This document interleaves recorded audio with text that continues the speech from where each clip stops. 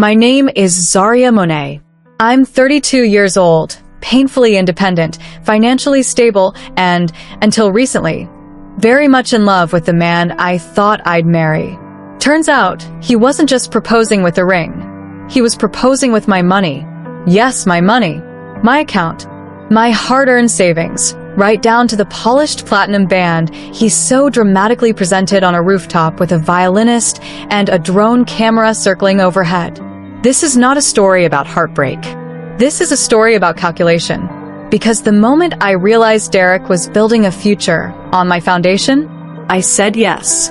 And then I started freezing every damn account he touched. But I'm getting ahead of myself. Let's rewind, because if you're going to enjoy what I did to him, you need to understand exactly how smooth the lie was. How perfect the con looked when it walked in wearing an expensive watch and the right cologne. It all started on a Thursday. I just stepped out of a panel at the Atlanta Women in FinTech conference, sipping lukewarm hotel coffee, scrolling through half-interested texts from my assistant when he caught me off guard. "Excuse me, boss lady. This fall out of your warpath?" I turned. There he was. Tailored suit. Crooked grin. A little too much confidence, but just enough charm to land it. He held out my badge, which must have slipped out of my tote bag. I took it from him, smiling. "Thanks." Zaria Monet, he read. CFO. Damn. That's a lot of letters for one name. "You know how it is," I replied. "We career women like to be overqualified." He laughed. Derek Sloan.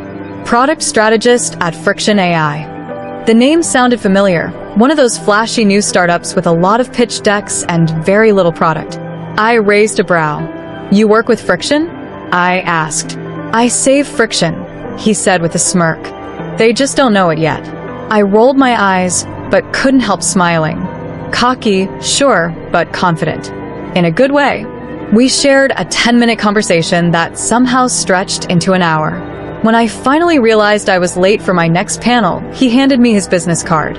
"Let me buy you a drink sometime," he said, as a thank you for not reporting me for excessive charm. I didn't plan to follow up. I had a policy: no business entanglements, no charming men with startup titles. I was too busy building real things that lasted. But 2 days later, he followed up. Not with a corny line or an ego-filled pitch. With a link to a coffee shop playlist. "Thought you might need this. You look like someone who burns through to-do lists with jazz in the background." I listened. He wasn't wrong. And that's how it started. We dated for 5 months before I gave him a key to my place. 8 months before we merged calendars. 12 months before we merged bank accounts. Well, I merged. He slipped in through the cracks. It wasn't all at once. That's the thing about clever thieves. They never empty the vault on day one. They take the spare change, the forgotten balances, the stuff you'll never notice until it's already gone. Derek made me feel like I was the one in control. He never asked for money. He just let me pay. He joked about being between wins. Said he was cash light but equity heavy. I understood. Startups run lean. We were both career-minded. I respected his hustle. But then came the ring. We were at a private rooftop dinner, one he claimed to have won through a connection at a wine distributor he consulted for. Everything about it screamed luxury. Imported candles, live violin, custom menu with my name on the top. I was too swept up to question it. And when he dropped to one knee and opened that velvet box, it was the kind of diamond that makes women gasp and men panic. I gasped. He smiled. I said yes. Because in that moment, I believed him. But reality came knocking 3 days later when I got a fraud alert from my business bank. A new account had been opened using my secondary SSN. A wire transfer flagged. An internal transfer made to a joint savings account I didn't authorize. I froze. Then I searched every transaction. Then I found the final punch. The ring. A charge on a card I hadn't used in over a year. Under my name. From my wallet. One Derek had access to briefly, I thought. It was subtle, slick, calculated. He didn't steal from me like a thief in the night. He borrowed, like a man already convinced it belonged to him. That's when I knew. He hadn't proposed to marry me. He'd proposed to secure the bag. and I was the bag. I stared at the screen. There were two options: break it off, call him out, Get angry. or play the game he thought he was winning and beat him at it. I chose the second, because when a man builds his future on your money, you don't walk away quietly. You let him think he's won. Then you burn the whole illusion down, piece by glorious piece. I didn't scream. I didn't throw the ring back in his face or flip the dinner table like something out of a soap opera. That's what he probably expected. Emotional chaos, the kind of reaction a man like Derek could twist into. She's crazy. But I don't do chaos. I do spreadsheets. I do power moves. So while he showered me with kisses and talked about guest lists and honeymoon destinations, I smiled sweetly and told him I wanted us to be fully transparent before marriage. He agreed. Of course he did. Because con men don't suspect their marks will ever grow teeth. I began quietly. I audited everything. Every joint account. Every card that had ever left my purse. Every document I'd ever sent him or left out on a counter. Passwords. Text threads. Banking access logs. What I found wasn't just concerning. It was orchestrated. Derek had been slowly laying groundwork months before the proposal. He'd connected his phone number to one of my backup email addresses accidentally. He'd added himself as an emergency contact on 2 of my accounts. He'd sent an Uber Eats order using my business card and marked it reimbursement pending. The list went on. It was death by 1,000 financial cuts. But the worst wasn't the money. It was the psychology behind it. Derek hadn't just taken. He'd manipulated my trust like it was part of the investment strategy. Always generous in small moments. "Let me grab dinner tonight, babe," he'd say, smiling while tapping his phone. What I never saw was him Venmoing the payment back to himself using my own connected account the next day. I was dating a finance vampire, a parasitic strategist, and now he was my fiancé. I didn't cancel the wedding. Not yet. Instead, I texted him a photo of my hand with the ring. "Still can't stop staring at this." Smiling face with heart eyes. He replied within seconds. "Just wait till you see the honeymoon." Red heart. Oh, I'd see it all right. While he dreamed of honeymoons and headlines, I hired a private investigator. Camilla, an old college roommate turned forensic accountant. We hadn't spoken in years, but one email later, she was in. We spent 2 nights going through records together. By the end of night 1, she looked up from her laptop and said, "You're not engaged to a startup genius. You're engaged to a long-game scammer." I already knew, but hearing it out loud, it solidified the burn. At that point, I could have gone to the police, or a lawyer, or blasted him on social media and gone viral by breakfast. But no. Derek had made one critical mistake. He thought I was soft. He thought because I loved him, I'd crumble when he took advantage of me. He didn't realize I was building something behind the smile. A plan. An exit. And a final transaction. The next few weeks were filled with fake bliss and quiet precision. I wore the ring. I smiled for photos. I shared the announcement post on Instagram, complete with soft filters and champagne flutes. The comments poured in.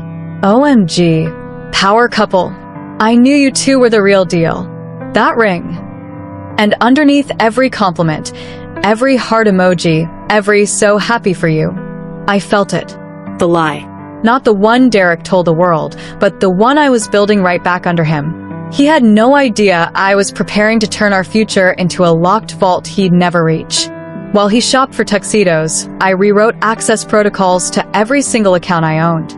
I created firewalls around my investment portfolios, transferred assets to cold storage, moved property titles to a trust, replaced old digital keys with new biometric protocols. And I didn't stop there.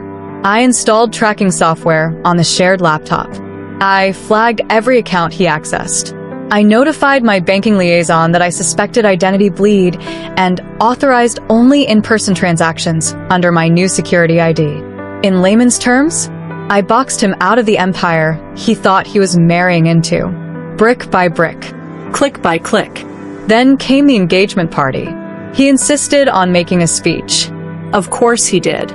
He talked about partnership, about building together, about how he knew from the first date Zaria was the kind of woman who didn't just upgrade your life. She defined it. People clapped. I smiled. He kissed my cheek while cameras clicked.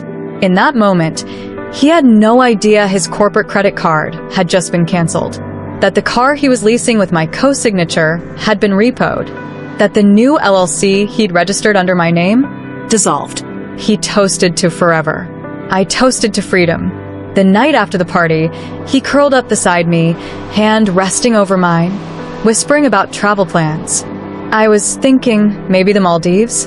I kissed his cheek and said, "Anywhere, baby. Anywhere you want." He kissed me back, drifted asleep.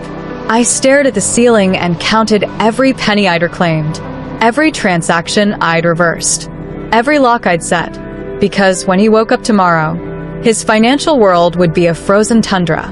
He thought the proposal was the win, but I was just saying yes, so I could be the one to say goodbye on my terms. You'd think he would have noticed the missing funds, the account freezes, the revoked auto payments. But Derek? He was too busy basking in engagement attention to realize the sand beneath his feet was turning to ice. Men like him never suspect a woman who's smiling is building the walls higher. They just assume we're happy to be chosen. He woke up the morning after the party humming, shirtless, stretching in the mirror like a man who believed he owned the world. I watched from the bed with my robe on, and my silence loaded like a weapon. He poured himself orange juice and asked me how soon I wanted to start planning the wedding. I told him I wanted to handle the financial stuff first. Get our accounts synced. Make sure we were starting with a clean slate. He smiled, kissed my forehead, and said, "That's why I love you. You always think like a CEO." Yes, Derek. A CEO who's about to shut down your entire operation. While he ran out to a brunch meeting with one of his venture guys who, spoiler alert, did not exist, I opened my laptop and went to work. Camilla had compiled a comprehensive dossier for me. It read like a crime novel. Credit cards opened under fake LLCs. Loans taken using a ghost email linked to mine.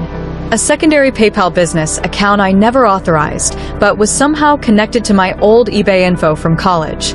This man hadn't just taken from me. He had studied me, my digital footprint, my billing habits, my online order history, my identity verification patterns. He knew how I moved, and he slipped himself into the current. It was subtle at first. Enough not to trip alerts. A Netflix account here, a small wire transfer there. But eventually, he scaled. 3 weeks before the proposal, he'd funneled nearly $12,000 into a crypto wallet registered to an alias, DS Holdings. DS. Derek Sloan. I couldn't scream. I couldn't cry. But I could document. And I did. Screenshots. Logs. Internal transactions. IP traces. Cloud backups. Camilla even helped me download the full login history from my smart home system. He'd been accessing my financial planner's shared folder at 2:03 a.m. on nights he said he was at guys' night. I started piecing it together. He hadn't just proposed to marry me. He'd proposed to merge my life, my wealth, and his exit plan. I met with a lawyer named Nadine. Tough as nails, discreet, and certified in white-collar defense litigation. She was a black woman in her 50s who wore red lipstick and spoke with brutal clarity. After going through the evidence, she leaned back in her chair, crossed her arms, and said, "You want to press charges?" "No," I said. "Not yet." "Then what do you want?" "I want to let him dig deeper. And then I want to slam the vault shut." Her eyes lit up. Cold-blooded. "I like you." We set up a sting. I gave Derek access to one wedding account I had opened just for this moment. I seeded it with $30,000 real money, but legally isolated from my core funds. We told him it was for venue deposits, dress fittings, premarital counseling.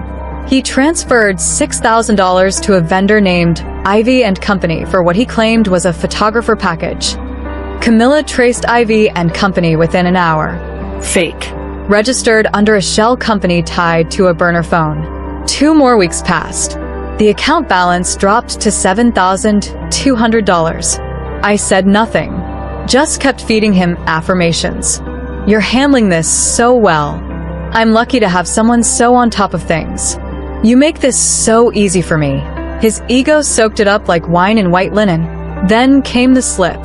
He texted me from what he thought was a secure number, asking if I could prepay the honeymoon villa because his card was being weird. I stared at the message. The same number Camilla had flagged weeks ago. He wasn't just stealing now. He was testing how much I'd let him steal with permission. I texted back, "Of course, babe. I'll handle it tonight." Then I forwarded it to Nadine. She called me 5 minutes later. We got him, but I wasn't ready to end it yet. Not until he felt the fall, and not until I had everything tied in a bow, because soon I was going to show him what it felt like to be the one standing in the middle of a life that suddenly wasn't his anymore. I started baking the smile into my face. I wore it at brunch, at the wine tastings, at the fake vendor meetings Derek insisted we take for engagement research. I let him feel like a king building an empire with his queen. But I was building something else, an airtight record of every lie. With Nadine and Camilla's help, we installed a keystroke tracker on our shared laptop. It wasn't invasive, just enough to pick up which files Derek accessed when I wasn't home. Turns out, he'd been downloading documents from my private financial folder for weeks. That sealed it. I created a master folder. Engagement, final notes. Inside were decoy PDFs, wedding timelines, spreadsheets, a prenup draft with fake figures. He downloaded all of it, then forwarded it to a personal account labeled redlinevault@protonmail.com. Camilla cracked the trail open like a peanut shell. "Baby girl," she said, sending me the link to a cloud backup. "He's planning to siphon over $120,000 in the next 30 days. I leaned back in my chair and said nothing for a full minute, because that was it. The final number, the boundary, the proof. It was time. I moved quickly. Within 72 hours, all my accounts were fully restructured. The wedding fund was drained to a zero balance and flagged with a legal freeze. My will, trust, and power of attorney were updated to remove Derek from any mention. And every account he touched, viewed, or saved was redirected to a fraud department. Meanwhile, he thought we were heading to cake tasting. I let him order red velvet and carrot with hazelnut. I smiled as he said, "This is going to be the most talked about wedding in Atlanta." Oh, it would be. Just not for the reason he thought. The night before I pulled the trigger, I sat on our couch, laptop open, watching him snore peacefully in bed. I remembered all the little things he'd said early on. "You're my forever. No one's ever made me feel this safe. I don't deserve someone like you." He was right. He didn't. I opened a new Word doc and typed up a letter. Not for him. For me. A reminder of why I wasn't walking away quietly. Because silence is what they count on. Because men like him measure love in bank statements. Because this wasn't just theft. It was strategy. And because the only thing more satisfying than revenge is control. I closed the laptop. And the next morning, I took it all away. Derek tried to pay for coffee that morning. His card declined. He tried a backup. Declined. He refreshed his mobile banking app. Everything read, account restricted. He glanced at me, confused. "Hey, can I borrow your phone? Mine's being weird." I handed him mine, unlocked, open to a text thread between me and my attorney. One message on the screen. Freeze complete. Every account. All funds. Zero access. He stared, then looked at me. What is this?" I smiled. "Welcome to your real honeymoon." The silence that followed was delicious. Derek sat across from me in the cafe, blinking at the screen like it was written in a language he couldn't read. "Zaria," he said finally, voice hushed, shaking his head. "What is this?" I took a slow sip of my coffee. Hazelnut. Extra foam. The usual. "This," I said gently, "is what happens when you try to marry someone for her money and forget she built her wealth before she ever met you." His lips parted like he wanted to scream, cry, explain something. But he didn't, because deep down I think he knew. He'd underestimated me from day one. That wasn't a mistake I planned to return. I stood and gathered my bag. "You should go home," I said. "Well, your version of home. My keycards won't work anymore." He didn't move, so I leaned closer and whispered just loud enough for him to hear. "Consider yourself unfunded." You'd think that would be the end, but men like Derek don't vanish quietly. When I got back to my condo, there were 22 missed calls, 11 voicemails, 3 text essays full of half apologies and desperate attempts to flip the script. My favorite line? "You set me up." Damn right I did. The man proposed to me using my own money, then tried to siphon more before the wedding. He wasn't a victim. He was an architect of manipulation who just got outbuilt. I ignored the messages, blocked him, then logged into our shared wedding email. He'd forwarded my guest list to himself last week, trying to vet mutual friends, no doubt. So I sent out my own message to every vendor, every family member, every mutual connection. "The engagement is off. Thank you for respecting my privacy. The truth will come out shortly." And, oh, the truth. It did come out, loudly, because remember Camilla? She wasn't just good with numbers. She also had range. We prepared a summary report, legally cleared to be shared. It detailed the financial fraud, misused identity, and the string of linked fake companies Derek had used to drain not just my accounts, but at least 2 ex-girlfriends before me. That's right. I wasn't the first, but I damn sure would be the last. I sent the report to one place only, an anonymous tip box for a popular women-led investigative podcast called The Naked Ledger. Within 2 days, I got a response. "Zaria, if this is really you, we need to talk. This story is explosive." I called him back that night. Her name was Mia Jennings, former Wall Street analyst turned expose host. She didn't flinch as I laid everything out. She listened, asked sharp questions, and then said, "We'll need documentation to protect you. But if we go forward, he's not just going to lose face. He's going to lose everything." I sent the files. They fact-checked, verified, backtracked aliases, and even spoke with a woman named Alexis, one of Derek's old flames who'd been left with $8,000 in fraudulent charges and a ruined credit score. I thought I was crazy, Alexis told me on the podcast. But when I heard Zaria's voice, I finally believed myself again. The podcast dropped the next Friday. It was titled, "The Fake Fiancé: How One Woman Froze Her Way Out of Financial Fraud." And within 24 hours, it hit over 400,000 plays. That's when the public spiral began. Derek went on the defensive, posted cryptic Instagram stories, claimed he was being set up by bitter women, called it a smear campaign. But receipts don't lie. Screenshots, voice memos, bank documents. My lawyer had everything lined up like dominoes. All I had to do was let them fall. And fall, they did. First, Friction AI, the company he claimed to consult for, released a statement denying any ongoing relationship with him. Then his LinkedIn disappeared. Then a group of investors who'd been pitched by him filed their own complaint for fraudulent misrepresentation. By the end of the month, he was under investigation. And me? I was being invited to speak on financial literacy panels for women in tech. Funny how quickly people listen when your revenge strategy makes headlines. But one thing still lingered. The ring. I stared at it on my dresser one night. All sparkle. No soul. It had been appraised at $18,000. Using my money, of course. I could have returned it, donated it, thrown it off a bridge. Instead, I took it to a jeweler I trusted, had the diamond removed, recut. Then I had it melted down, reforged into a necklace. Simple, sharp, unapologetic. Something I could wear as a reminder, not of him, but of me, of what I survived, and what I refused to become. After the podcast dropped and Derek's name started trending, for all the wrong reasons, I expected him to vanish. But he didn't, because men like Derek don't disappear. They rebrand.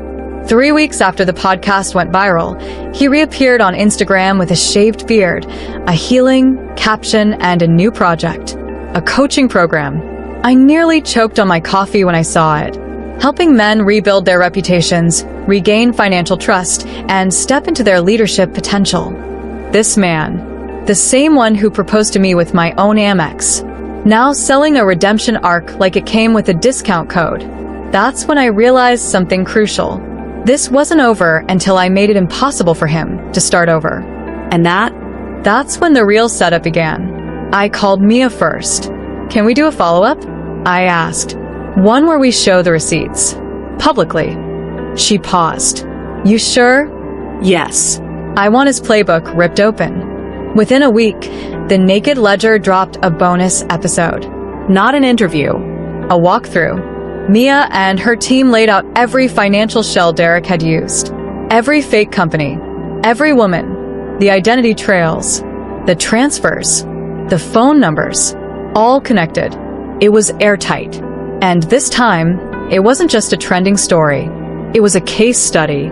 Universities requested the transcript. Finance forums shared it as a cautionary tale.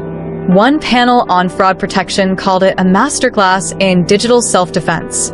But I wasn't done, because while the world now knew what he did, they still didn't know what I planned to do next.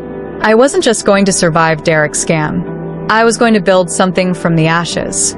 So, I launched the Monet Method, a platform for women navigating financial manipulation and identity sabotage, especially in relationships. We offered webinars, courses, legal toolkits. I collaborated with Camilla, Nadine, Mia, and yes, Alexis too. The same women Derek underestimated. We became his worst nightmare. Organized, smart, connected. In just 2 months, we had 6,000 signups and 1,100 paid members. People called it a movement. But to me, it was a mirror, a reflection of what women are capable of when we stop second-guessing ourselves and start taking back control. Meanwhile, Derek's rebrand began to crumble. His coaching site was flagged for impersonation. Payment processors dropped him. And a private group of women who'd been scammed by him in the past filed a joint civil suit, with my legal team assisting pro bono. I didn't speak to the press again. I let the work speak for me. But one day, a producer from a daytime talk show reached out. We want you on our Women in Power segment, she said. But we also want to extend an invite to him for a public dialogue. At first, I was disgusted. Then I realized I could use it on my terms. So I said yes. But I had one condition. I wouldn't debate him. I would tell my story, fully, calmly, clearly, and he could sit and listen. No interruptions. They agreed. The day of the taping, I wore white. Not for symbolism, for dominance. Because he once said, "You look too powerful in red. It intimidates people." I wore white to show I didn't need color to command the room. When the cameras rolled, the host introduced me, then him. He walked out smiling, forced, nodding like a man used to controlling the narrative. Then I spoke. I told the audience how we met, how he slowly accessed my accounts, how he used the illusion of intimacy to build a fraud pipeline under my nose. I explained the manipulation, not just financial, but emotional. How he said things like, "You're so much better at money than me, so I'd feel secure taking control," while he siphoned it behind my back. I showed the documents, the evidence, the final transactions, and the necklace. I held it up and said, "He bought this with my money." So I turned it into something that reflects the part of me he couldn't touch. Then I looked straight into the camera. To every woman watching this who's ever felt crazy for noticing something was off, you're not. You are not overreacting. You are not imagining it. You are not weak for trusting someone. But you are strong enough to take it back. All of it. The studio was silent for a second. Then applause. Real. Loud. Lasting. Derek? He stared at the floor. The host didn't ask a single question after that. She just hugged me. Backstage, he tried to approach me. "Zaria," he started. "Look, No," I said, holding up a hand. "You don't get to start a new sentence in my story." He blinked, confused. I leaned in. "You proposed with my money." I said yes, so I could end it myself. Then I walked away. The morning after he proposed, I stared at the ring like it was a riddle. It sparkled. It shined. It was the kind of diamond Instagram influencers drooled over. Cushion cut, platinum band, minimal yet extravagant. But I knew something he didn't know I knew. He bought it with my money, and I smiled anyway. Not because I was happy, but because I had just seen the last piece of the puzzle. He thought he'd won. So I said yes, and started laying my trap. I knew I couldn't confront him directly, not yet. Derek was smart in the slippery, charming kind of way. He'd twist any confrontation into confusion. He'd pull out receipts, act like I'd offered or forgot or approved. No. This required precision. So while he talked about venues and tuxedo fittings, I talked about timelines. I think we should do a spring wedding, I said. Plenty of time to get things in order. He smiled like I'd just confirmed his golden goose was laying again. Spring's perfect, he said. Let's get a jump on the financial planning. You mean the final phase of your con? Sure, Derek. Let's. I called Nadine, my attorney, and Camilla, my digital forensic girl boss, and we got to work. We created a new email address for Derek to use for wedding planning purposes.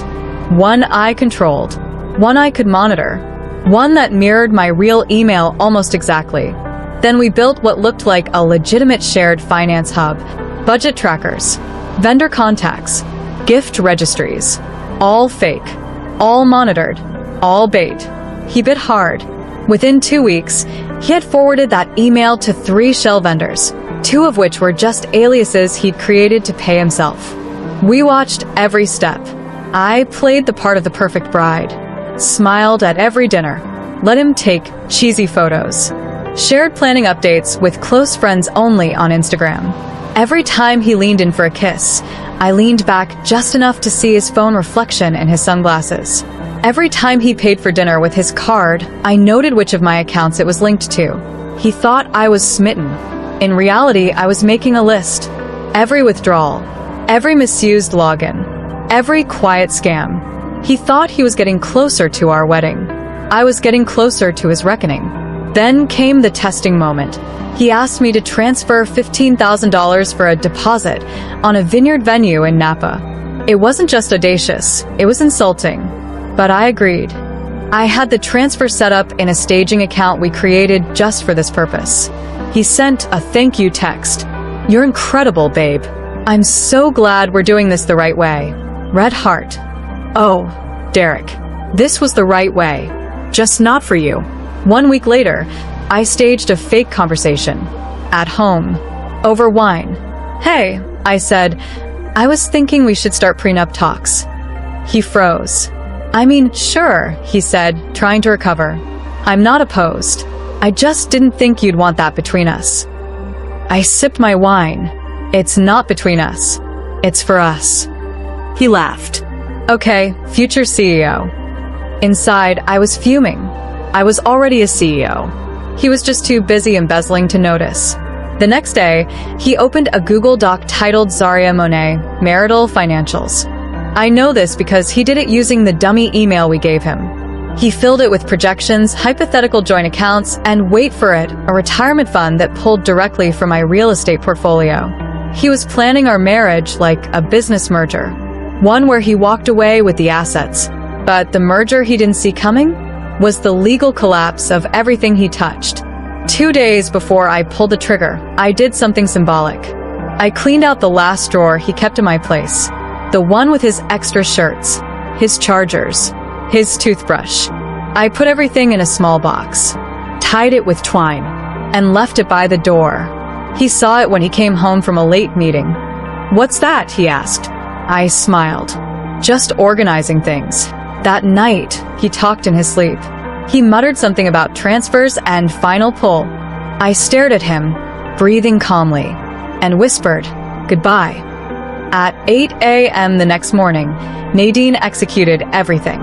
Account freezes, legal filings, fraud alerts, identity theft investigations, civil claim preparation, public digital cease and desist. By 10:30 a.m., Derek's cards declined. By 11 a.m., his access vanished. By noon, I had changed every lock, literal and digital. And by 3 p.m., I dropped the little box of his belongings at the front desk of his gym marked, "For Derek, you left these behind. Like your conscience." He proposed with my money. I said yes, then buried him in the fine print. The thing about men like Derek, they don't break all at once. They crack, splinter by splinter, under the weight of their own lies. And I was more than happy to hand him the hammer.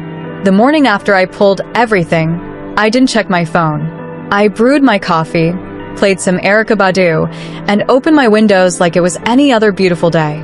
Because for me, it was. But for Derek, it was the beginning of his collapse. Camilla texted me first. "Your boy just tried to use his joint account to pay for a luxury Uber to some crypto meetup in Buckhead. Declined. 3 times. Then Nadine filed the first phase. Identity theft complaints submitted. Civil case Q initiated. Court date TBD. I let it all ride. Didn't answer calls.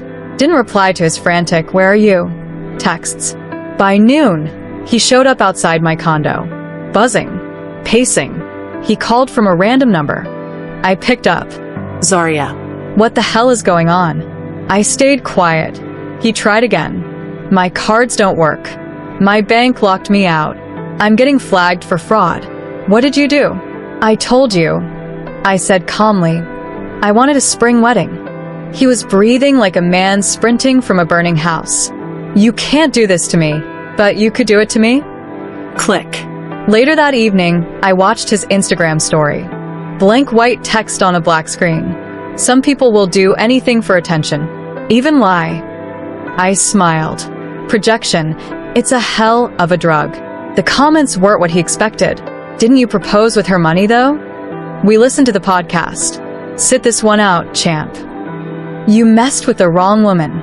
He tried to flip the narrative, ran to a local influencer with a messy following and offered a tell-all interview. She'd met me first. Girl, you want me to drag him or ignore him? I replied, do your thing, but fact check it first. She did. He bailed. Then came the employers. Camilla had already identified the fake contracts Derek sent around pretending to consult for Friction AI. One of their actual executives reached out to the Naked Ledger and confirmed. They'd never heard of him. He'd never been on payroll. And the invoice he used in his pitch decks was a doctored version of someone else's statement.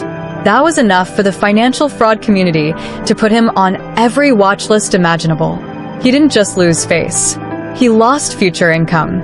The final blow came when Alexis and 2 other women went public on video. They told their stories, showed their receipts, and explained exactly how Derek used charm, manipulation, and silence to orchestrate theft. Their courage made the story bigger than me, and I was fine with that, because the goal was never just revenge. It was revelation. So no woman like me ever doubted her instincts again. By the time his civil hearing date rolled around, Derek had deactivated all social media and filed 2 failed motions to delay proceedings. Nadine was ruthless in court. She presented timelines, forensic logs, screenshots, video clips, and voice memos. When the judge asked him directly if he had used any joint funds under false pretenses, he said nothing. Not even I don't recall. Just nothing. That silence cost him everything. $113,000 in damages, court fees, mandatory fraud awareness training, and a permanent red flag on his financial background. But to me, the real win wasn't the court order. It was watching a man who once smirked over steak at Nobu realize he'd never eat like that again. That night, I poured myself a glass of wine and opened the Monet Method site. Another 800 women had signed up since the hearing. I read some of the forum threads. One post hit me hardest.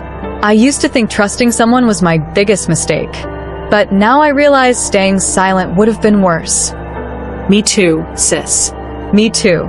There's a moment after revenge where you expect fireworks, screaming, slammed doors, maybe a dramatic final text that reads, "You'll regret this."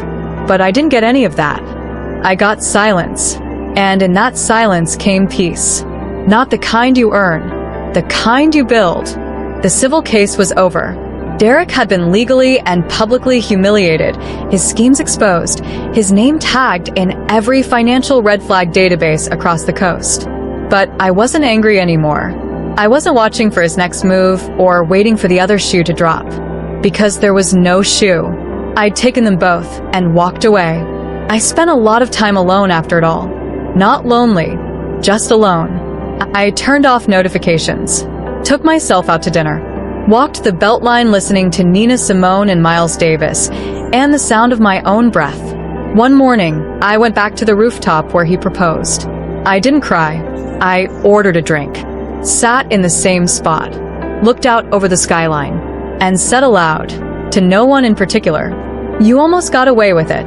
Then I smiled, because almost is what made the ending mine. The Monet method had exploded.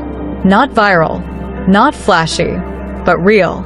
We had a growing legal directory, monthly webinars, financial tools designed specifically for women escaping entangled lives with manipulative partners.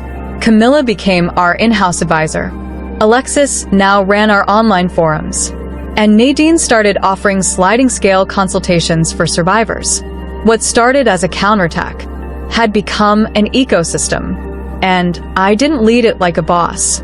I led it like a woman who survived, which meant every policy was built with empathy, every tool made to return power, not just share it. We weren't just warning women, we were arming them. Then came the letter, not an email, not a DM, an actual, handwritten letter from Derek, mailed to the Monet Method's P.O. box. Camilla handed it to me unopened, her eyebrows raised. "Want me to shred it?" "No," I said. "I'll read it. Just once." It was short. "Zaria, you won. I could say I'm sorry, but I think you'd rather hear the truth. I never thought you'd catch on. I never thought you'd be stronger than me. I was wrong. You were never just a target. You were the storm."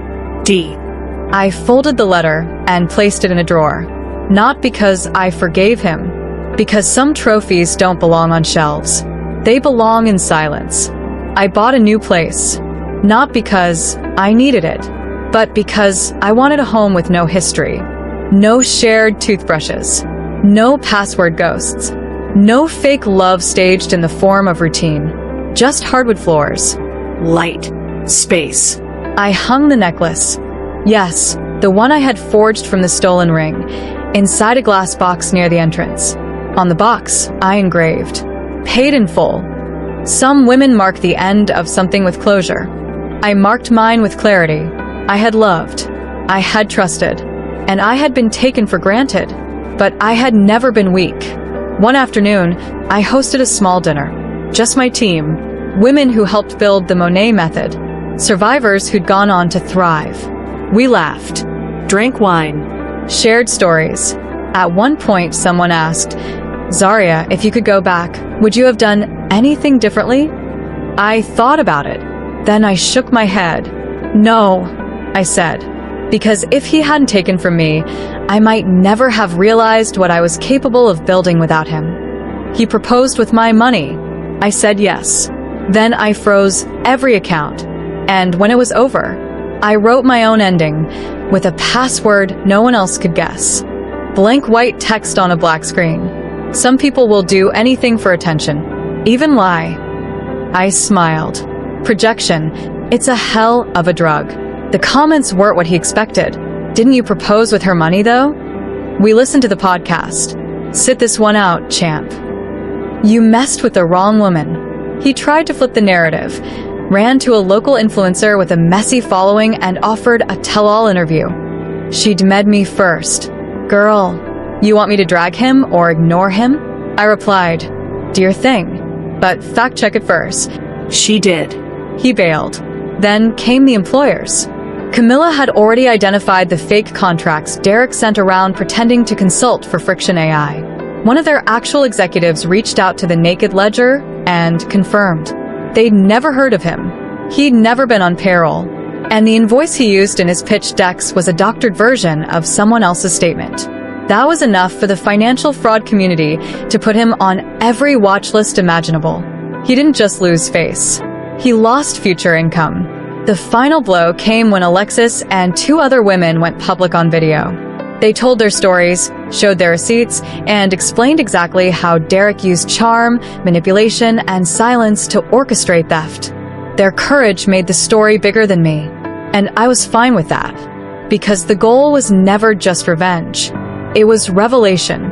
So no woman like me ever doubted her instincts again. By the time his civil hearing date rolled around, Derek had deactivated all social media and filed 2 failed motions to delay proceedings. Nadine was ruthless in court. She presented timelines, forensic logs, screenshots, video clips, and voice memos. When the judge asked him directly if he had used any joint funds under false pretenses, he said nothing. Not even I don't recall. Just nothing. That silence cost him everything. $113,000 in damages, court fees, mandatory fraud awareness training, and a permanent red flag on his financial background. But to me, the real win wasn't the court order. It was watching a man who once smirked over steak at Nobu realize he'd never eat like that again. That night, I pour myself a glass of wine and open the Monet Method site. Another 800 women had signed up since the hearing. I read some of the forum threads. One post hit me hardest. I used to think trusting someone was my biggest mistake, but now I realize staying silent would have been worse. Me too, sis. Me too. There's a moment after revenge where you expect fireworks, screaming, slammed doors, maybe a dramatic final text that reads, "You'll regret this." But I didn't get any of that. I got silence. And in that silence came peace. Not the kind you earn, the kind you build.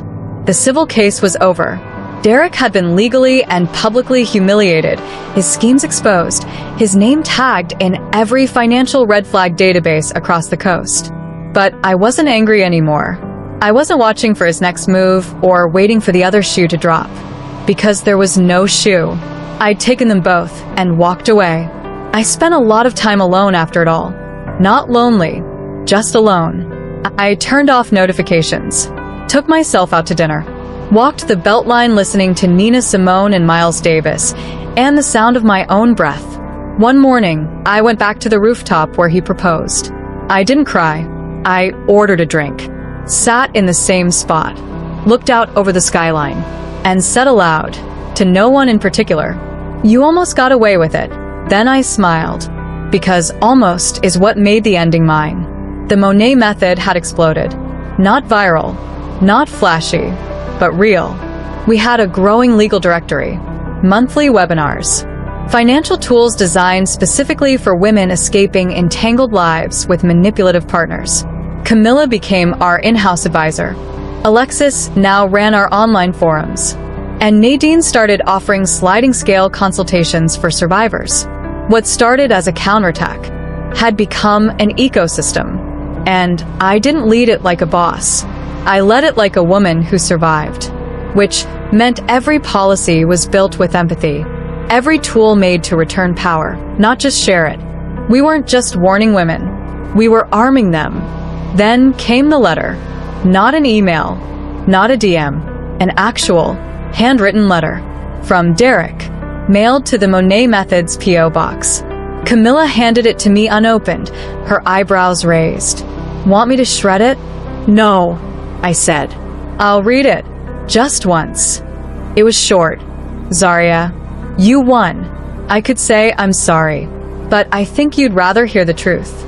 I never thought you'd catch on. I never thought you'd be stronger than me. I was wrong. You were never just a target. You were the storm. D. I folded the letter and placed it in a drawer. Not because I forgave him, because some trophies don't belong on shelves. They belong in silence. I bought a new place, not because I needed it, but because I wanted a home with no history, no shared toothbrushes, no password ghosts, no fake love staged in the form of routine, just hardwood floors. Light. Space. I hung the necklace. Yes, the one I had forged from the stolen ring, inside a glass box near the entrance. On the box, I engraved, paid in full. Some women mark the end of something with closure. I marked mine with clarity. I had loved, I had trusted, and I had been taken for granted, but I had never been weak. One afternoon, I hosted a small dinner. Just my team, women who helped build the Monet method, survivors who'd gone on to thrive. We laughed, Drank wine.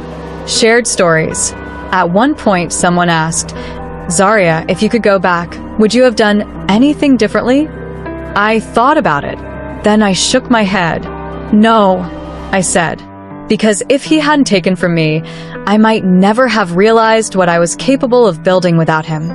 He proposed with my money. I said yes.